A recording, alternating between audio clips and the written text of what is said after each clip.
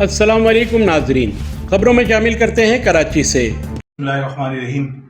अभी बलीर हाट के ऊपर जो अलमनाक हादसा हुआ है, इंतहाई जिसको कहते हैं ना कि आदमी देख कर बर्दाश्त नहीं कर सकता। और ये सब कुछ इस शहर के अंदर इस बदउनवान पीपल्स पार्टी की हुकूमत की सरपरस्ती में हो रहा है। 10 मरतबा हमने कहा है कि वाटर टैंकर सिर्फ यहाँ पर 6 व्हीलर्स अलाउ होने चाहिए दिन के अंदर। अगर असेंशियल कमोडिटी इसको वाटर सप्लाई को आप कहते हो, लेकिन इसके बावजूद कोई तवज्जो नहीं दी जा रही। इस शहर के अंदर जिस तरह लोग मर रहे हैं, और अभी 4-6 दिन के बाद, हफ्ते भर बाद ईद है, किसी के घर के 3 लोग एक्सपायर हो गए वाटर टैंकर के नीचे कुचलकर, और कोई हुकूमत के कान पर जू नहीं रही। और मैं ये समझता हूँ कि इन सारे मसाइल को हम ताकत से हल कर सकते हैं। कोई हमारी अपीलों पर, कोई हमारे दरखास्तों पर तवज्जो नहीं दे रहा।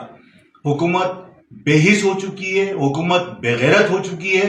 इस शहर के लोग मर रहे हैं जिन्हें इंसान तस्वुर नहीं किया जा रहा, इसलिए कि ये पीपल्स पार्टी का हल्का इंतखाब नहीं है। यहाँ पर लोग मर रहे हैं लेकिन कोई पुरसान हाल नहीं है, कोई इदारा, कोई एजेंसी। कल अगर अवाम अपने हाथों के अंदर सारे मामलात ले लें और इन वाटर टैंकर को रोकें, तो आफाक अहमद पर भी मुकदमात बना दीजिएगा और आफाक अहमद के लोगों पर भी मुकदमात बना दीजिएगा। इस महाजिर कौम को आप गद्दार डिक्लेयर कर दीजिएगा। इंसान मर रहे हैं, न किसी एजेंसी को परवाह है, न किसी इदारे को परवाह है। हम ये सब चीजें खामोशी से बर्दाश्त नहीं कर सकते। 12 तक हम वेट कर रहे हैं।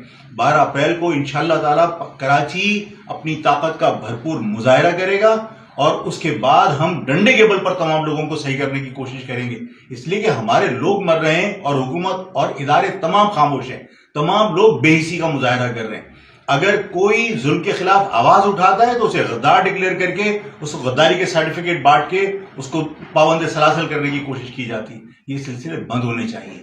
ये सिलसिले नहीं रुकेंगे तो ये सिलसिला अवाम के हाथों में जाने के बाद किसी के कंट्रोल में नहीं रहेगा।